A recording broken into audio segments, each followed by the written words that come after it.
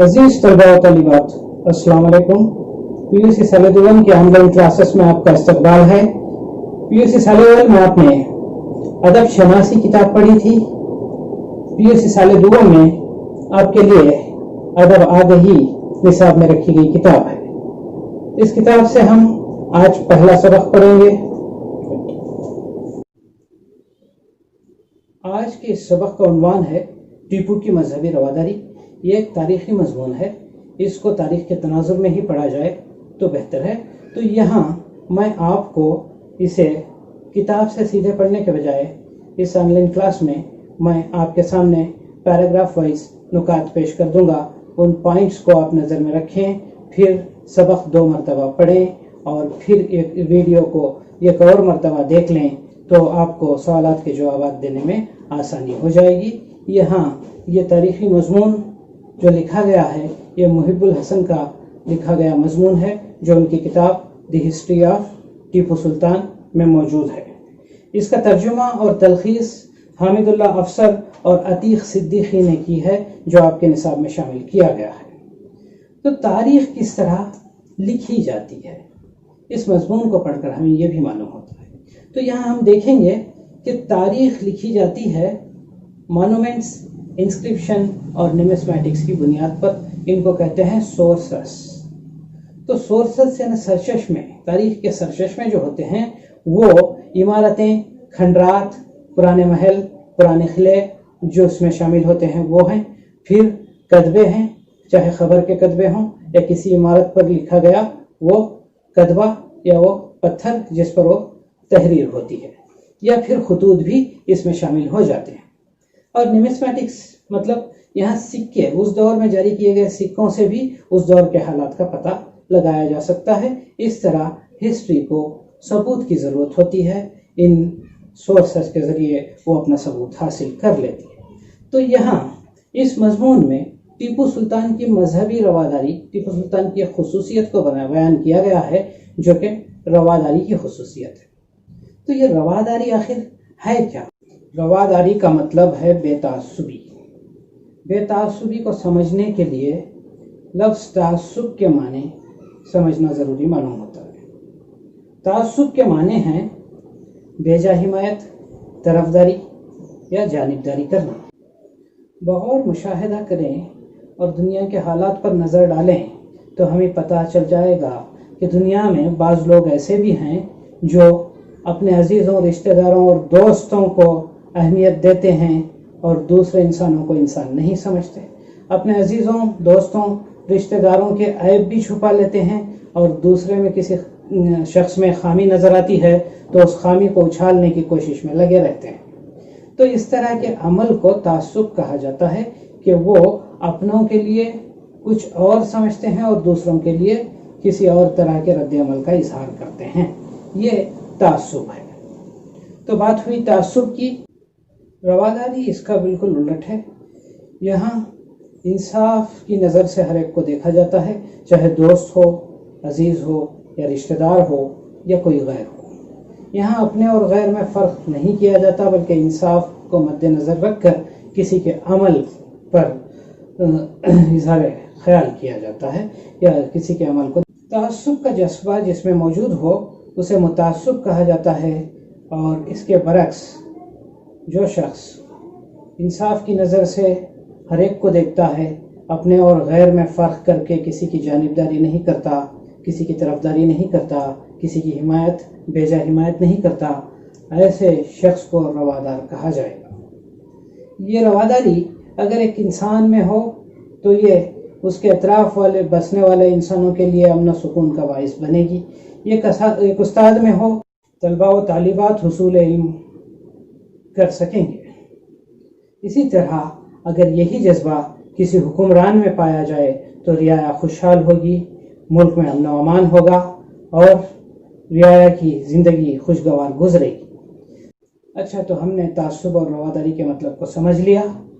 اب بات کرتے ہیں حضرت ٹیپو سلطان شہید کی۔ ٹیپو سلطان کو شیر میسور کہا جاتا ہے۔ آپ کی پیدائش دیوان ہلڈی بنگلور میں ہوئی۔ آپ کے والد حیدر علی اور والدہ کا نام فخر النساء ہے۔ टीपू सुल्तान एक बहादुर, मेहनतकश और साहबे लियाकत शख्सियत है। आप एक मिसाली मुसलमान, आलिम और अहले इल्म के कदरदान रहे हैं। आपकी कई हैसियतें हैं, उसमें से एक हैसियत यह है कि आप रियासत मैसूर के हुक्मरान रहे। आप सिर्फ एक जंगजू हाकिम ही नहीं थे, बल्कि आपने कुतुब खाना कायम किया, सनती व तिजारती तरक्की के लिए इस्लाहात की, फ़ौजी इस्लाहात की, फ़ौज के लिए एक किताब भी आपने मुरतब करवाई, और साथ ही आपने 99 महकमों का क़याम किया ताकि रियाए की देखभाल और हुकूमत के निज़ाम में तरक्की हो। अच्छा, तो इस मुख्तसर सी तमहीद के बाद मज़मून की तरफ आते हैं। गैर मुस्लिमों के बाब में टीपू की जो पॉलिसी थी उसके मुताल्लिक़ मुख्तलिफ राय हैं। यहाँ ये कहा जा रहा है कि गैर मुस्लिमों के मुताल्लिक़ जो टीपू की पॉलिसी थी उसके मुताल्लिक़ मौर्रिख मुख्तलिफ किस्म की राय रखते हैं। उसमें सबसे पहला नाम आता है कर्कपैट्रिक का। यहाँ आप गौर से इस पहले पैराग्राफ को देखें तो सबसे पहला नाम आता है कर्कपैट्रिक का। कर्कपैट्रिक के नज़दीक टीपू क्या थे? अदम रवादार, मुतासब या गज़बनाक मुतशद्दिद थे। यानी कर्कपैट्रिक ये कहता है कि टीपू गैर मुस्लिमों के ताल्लुक़ से रवादारी नहीं बरतते थे, वो तासुब रखते थे और बहुत ही ख़तरनाक किस्म के मुतासब हुक्मरान थे, और वो गैर मुस्लिमों को गज़बनाक किस्म की सज़ाएं देते थे, इसलिए वो मुतशद्दिद थे। तो इस तरह कर्कपैट्रिक ने टीपू की मुखालिफत में यह राय दी है। इस बयान को आपको याद रखना पड़ेगा, इसलिए कि ये एक मार्क्स के लिए सवाल आएगा, कर्कपैट्रिक के नज़दीक टीपू क्या थे। तो उसके बाद दूसरा नाम आता है विलेक्स का। विलेक्स ने अपनी किताब तारीख़ मैसूर में जबरिया, तब्दीली मज़हब, मंदिर ढाने और जायदाद के ज़ब्त करने का जिक्र किया है, और इस तरह के वो किस्से सुनाए हैं जिससे टीपू के एक बहुत ही ख़तरनाक मुतशद्दिद हुक्मरान होने का पता चलता है। वो कहता है कि एक ऐसे दौर में, जबकि एक ऐसे अहद में बदतरीन किस्म की मजहबी उखुवत रसानी की तजदीद की, जबकि वो सिर्फ तारीख़ की किताबों ही तक महदूद थी। ये वो ज़माना था जब यूरोप एनलाइटमेंट की तरफ लौट रहा था, नई नई इजादात हो रही थी। इस दौर में टीपू सुल्तान ने पुराने हुक्मरानों की तरह ख़तरनाक सज़ाएं देकर, लोगों को मरवा कर, उनको उनके ऊपर कब्ज़ा करके, बहुत ज़्यादा तकलीफ़ें देकर अपनी रियाया को वो एक ख़तरनाक हुक्मरान बन गए थे, और उन्होंने वो जबर की या मजहबी उखुवत रसानी की तजदीद की थी। यानी तजदीद, उसे रिन्यूअल किया था, नया किया था। और उखुवत रसानी, उखुवत के माने हैं दुख, सज़ा, तकलीफ़, इस तरह के। तो ये इसका स्टेटमेंट है विलेक्स का। तो विलेक्स के साथ साथ जदीद मौरखीन में भी टीपू सुल्तान के ताल्लुक़ से मुखालिफ राय मिलती हैं, जिनमें रॉबर्ट्स और सारा देसाई के नाम अहम हैं। रॉबर्ट्स और सारा देसाई ने भी इसी तरह के ख्यालात का इजहार किया है। विलेक्स और कर्कपैट्रिक की तरह उन्होंने भी टीपू को एक मुतशद्दिद और मुतासब हुक्मरान के रूप में पेश किया है। ये जो राय पेश की गई हैं, ये तमाम राय टीपू की मुखालिफत में पेश की गई राय हैं। अब यहाँ देखेंगे सुरेंद्रनाथ सेन क्या कहते हैं। ये भी एक मौर्रिख हैं। सुरेंद्रनाथ सेन के मुताबिक टीपू मुतासब नहीं थे। सुरेंद्रनाथ सेन ने लिखा है कि टीपू मुतासब नहीं थे। उन्होंने तासुब नहीं बरता। जब भी उन्होंने लोगों के जबर,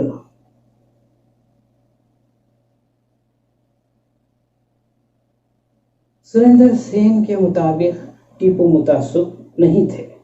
जब भी उन्होंने लोगों को जबरन मुसलमान बनाया ان کا مقصد مذہبی نہیں بلکہ سیاسی تھا۔ یہاں ایک ایسا بیان ملتا ہے، ایک ایسا سٹیٹمنٹ ملتا ہے جو ٹیپو کو متعصب نہیں بتاتا۔ یہ سریندر ناتھ سین کہتے ہیں کہ ٹیپو متعصب نہیں تھے، اور انہوں نے جب بھی جبریہ لوگوں کو مسلمان بنایا تو اس کا مقصد اصل میں مذہبی نہیں بلکہ سیاسی تھا۔ اس سے یہ پتہ چلتا ہے کہ ٹیپو سریندر سین کے مطابق مذہب اور حکمرانی کو، سیاست کو الگ رکھا۔ ایک اور مورخ ڈیڈول ٹیپو کے متعلق کیا کہتا ہے یہ دیکھتے ہیں۔ ان کی روش کا اگر معتدل انداز میں جائزہ لیا جائے تو معلوم ہوگا کہ وہ متعصب اور روایتی جابر نہیں بلکہ ایک مہم جو انسان تھا۔ تو سریندر ناتھ سین کے بعد ڈیڈول کی یہ رائے بھی ٹیپو کی موافقت میں دی گئی رائے ہے۔ تو یہاں ڈیڈول نے کہا ہے کہ ٹیپو کی روش کا، ان کے چلن کا اگر معتدل انداز میں یعنی بیلنس کے ساتھ جائزہ لیا جائے تو پتہ چلتا ہے کہ وہ روایتی جابر نہیں تھے، جیسے کہ پرانے زمانے میں حکمران ہوا کرتے تھے، مختلف قسم کی سخت سزائیں جو دیتے تھے۔ تو یہاں یہ دیکھا جا سکتا ہے کہ ڈیڈول نے جو بیان دیا ہے، تو ڈیڈول کے اس بیان کو بھی آپ کو یاد رکھنا ہے، اس لیے کہ 2 مارکس کے لیے یہاں سوال پوچھا جائے گا۔ یہاں سوال پوچھا جائے گا کہ ڈیڈول کیا کہتا ہے ٹیپو کے تعلق سے۔ تو ڈیڈول نے ٹیپو کے متعلق کیا لکھا ہے، اس طرح کا یہ سوال پوچھا جائے گا۔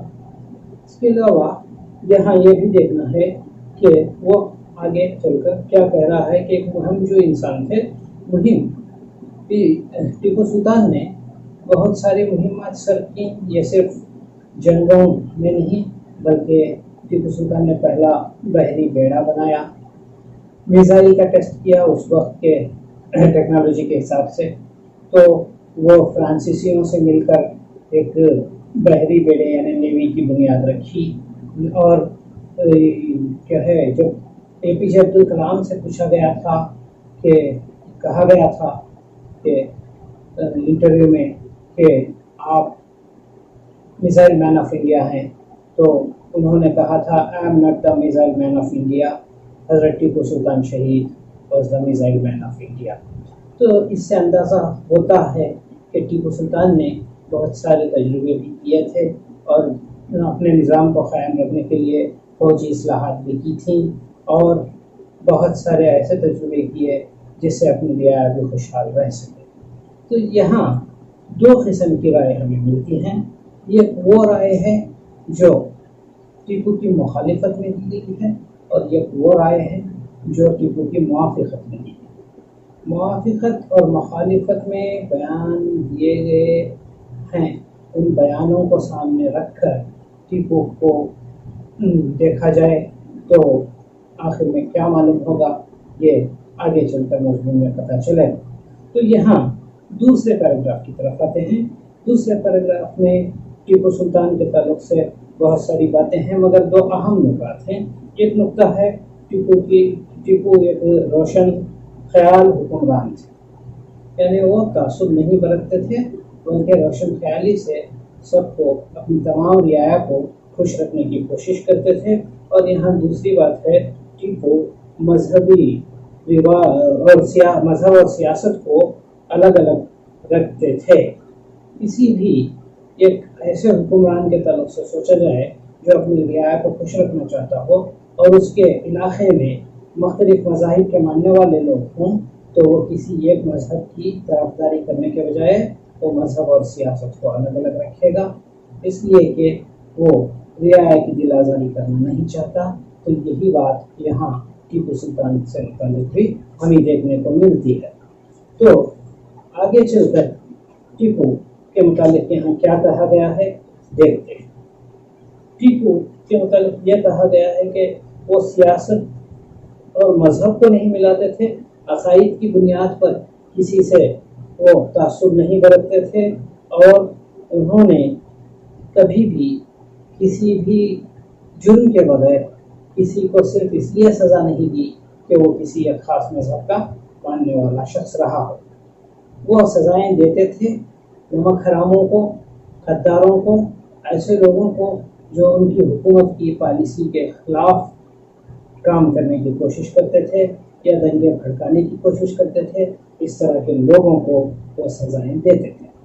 تو اس سے پتہ چلتا ہے کہ دوسرے پیراگراف میں جو باتیں بیان کی گئی ہیں اسے نبھاتے ہوئے محب الحسن آگے جا کر یہ ثابت کرنے کی کوشش کر رہے ہیں کہ ٹیپو متاثر نہیں تھے، ٹیپو عدم روادار حکمران نہیں تھے بلکہ روشن خیال حکمران تھے۔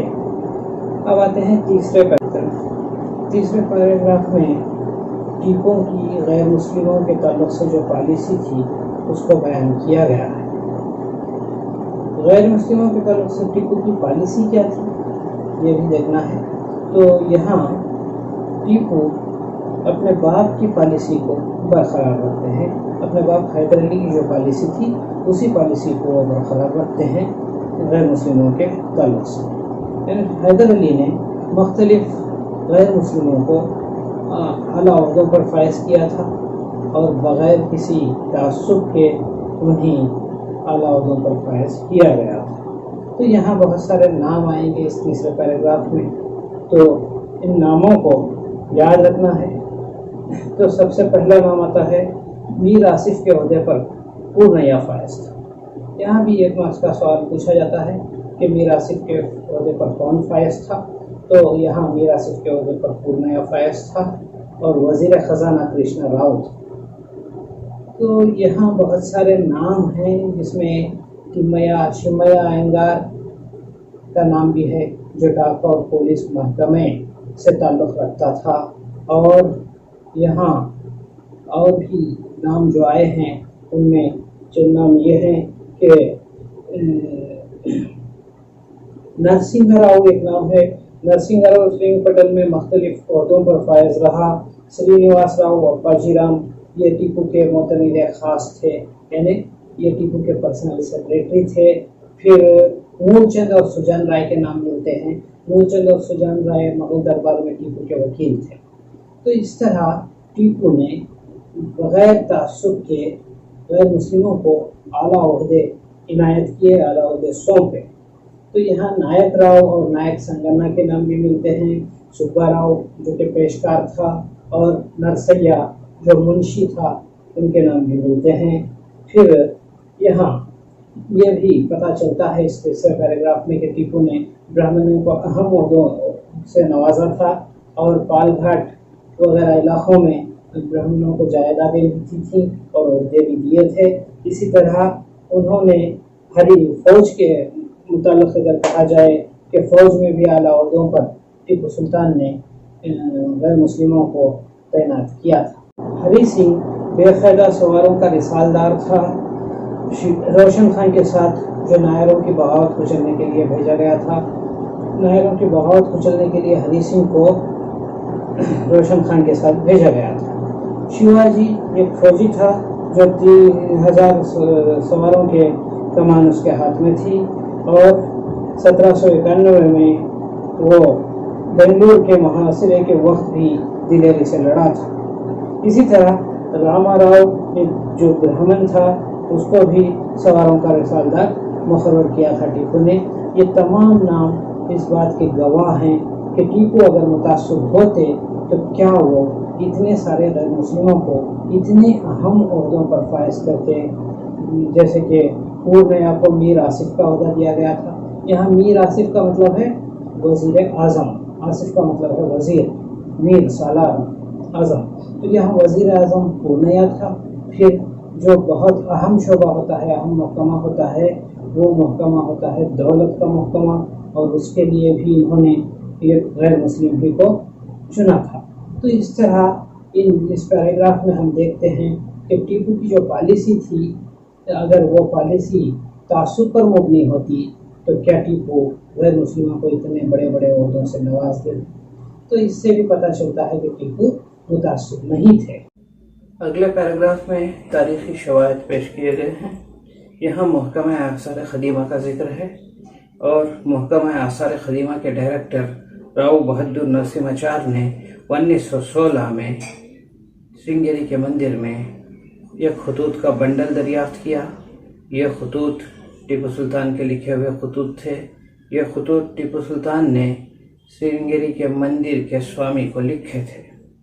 اس کے پیچھے جب تحقیق کی گئی تو پتہ چلتا ہے کہ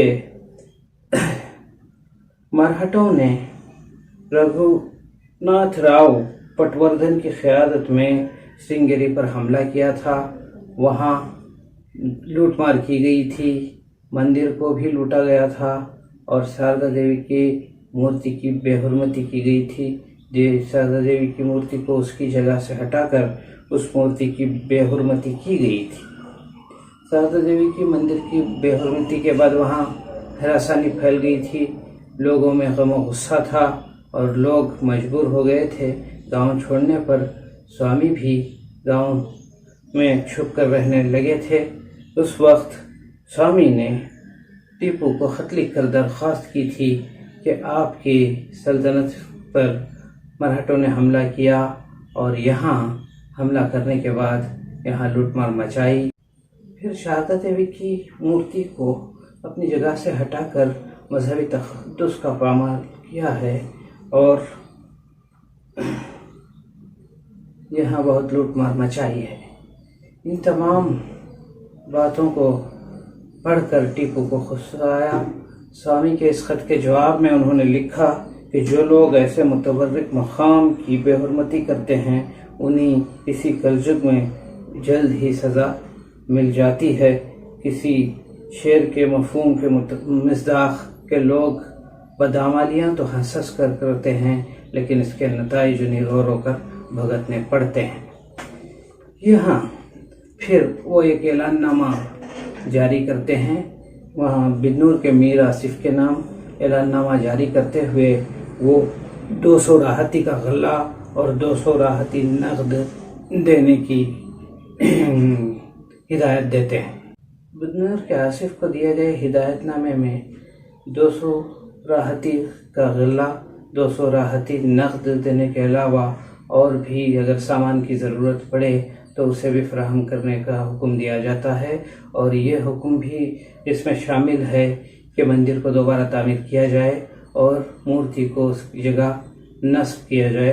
مورتی نصب کرنے کے بعد پھر سے وہ دعوت کرائی جائے، برہمنوں کو بھوج کرایا جائے اور پھر وہ اس ہدایت نامے کے جاری کرنے کے بعد سوامی کو خط لکھتے ہیں اور وہ مورتی نصب کرنے کی بات کرتے ہیں اور سوامی سے وہ درخواست کرتے ہیں کہ دیوی کی مندر کے تعمیر کے بعد برہمنوں کو کھانا کھلایا جائے اور ہماری خوشحالی کے لیے دعا کی جائے اور دشمن کی تباہی کے لیے دعا کی جائے۔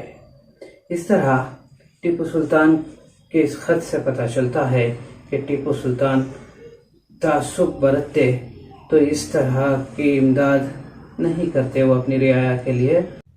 مندر کے دوبارہ تعمیر ہو جانے اور دیوی کی مورتی کے نصب ہو جانے کے بعد سوامی نے ٹیپو سلطان کے لیے ایک شال اور پرساد بھیجا۔ اس کے جواب میں ٹیپو نے بھی دیوی کے لیے پوشش یعنی کپڑا اور سوامی کے لیے ایک جوڑا شال بھیجی۔ اس طرح سے پتہ چلتا ہے کہ ٹیپو سلطان مذہبی اعتبار سے روادار تھے نہ کہ متعصب تھے۔ تو کل ملا کر ہم نے آج جو کچھ پڑھا ہے اسے ایک نظر دیکھ لیتے ہیں۔ تو ہم نے یہ پڑھا کہ ٹیپو سلطان کے تعلق سے مختلف مورخوں کی رائے کیا ہیں۔ وہ رائے مخالفت میں بھی ہیں اور موافقت میں بھی۔ پھر ہم نے یہ پڑھا کہ ٹیپو سلطان کے صفات میں روشن خیالی اور غیر جانبداری تھی جس میں مذہبی تعصب نہیں تھا۔ ٹیپو سلطان مذہب اور سیاست کو الگ الگ رکھتے تھے۔ انہوں نے اپنے والد کی پالیسی حیدر علی کی پالیسی کو جاری رکھا کہ وہ ہندوؤں کو اعلیٰ عہدوں پر فائز کرتے تھے بلا تفریق مذہب و ملت۔ وہ صرف قابلیت کی بنیاد پر عہدے دیا کرتے تھے۔ اس طرح اعلیٰ عہدوں پر ہندو بھی فائز ہوتے تھے، غیر مسلم بھی فائز ہوتے تھے، یہ بھی بتایا گیا ہے۔ اس سبق میں یہ بھی تاریخی شہادتیں پیش کرتے ہوئے ٹیپو کے خطوط جو سرنگیری کے مندر میں ملے وہ پیش کیے گئے ہیں، اور وہاں سوامی سے خط و کتابت کا سلسلہ کس طرح ٹیپو نے جاری رکھا یہ آگے بھی آئے گا۔ تو یہاں خطوط کو ثبوت کے طور پر پیش کیا گیا ہے، مورخوں کی آراء کو پیش کیا گیا ہے، اور پھر یہ بتانے کی کوشش کی گئی ہے کہ ٹیپو متعصب نہیں تھے، ایک ایسے حکمران تھے جو رعایا سے بہت محبت کرتے ہیں اور وہ اپنی رعایا کو خوشحال دیکھنا چاہتے تھے۔ بے شک انہوں نے سزائیں دیں ایسے وقت میں جب کسی جگہ غداری ہوئی اور لوگوں نے ان کے خلاف کام کرنے کی کوشش کی۔ تو یہ ہر حکمران تاریخ میں اس طرح کے کام کرتا ہے، جب بھی حکومت کے نظم و نسق کو چلانے میں کوئی مشکل پیش آتی ہے اور جو لوگ اس مشکل کا باعث بنتے ہیں ان لوگوں کو وہ سزائیں دیتا ہے۔ اگر ٹیپو نے اس طرح کی سزائیں دی ہیں تو یہاں کسی مذہب کی وجہ سے نہیں تھا یا کسی جانبداری کی وجہ سے نہیں تھا، انہوں نے اس طرح کا کوئی کام نہیں کیا، وہ غیر متعصب تھے۔ تو عزیز طلبہ و طالبات، آج ہم نے اس سبق کو پڑھا ہے، اس سبق کے اگلے حصے کو اگلی کلاس میں لیا جائے گا۔ آپ اس سبق کو غور سے پڑھیے اور ویڈیو کو دیکھیے، سنیے اور سوالوں کے جوابات حل کرنے کی کوشش کیجیے۔ اس کے ساتھ ہی آج کی یہ کلاس ختم ہوتی ہے۔ خدا حافظ۔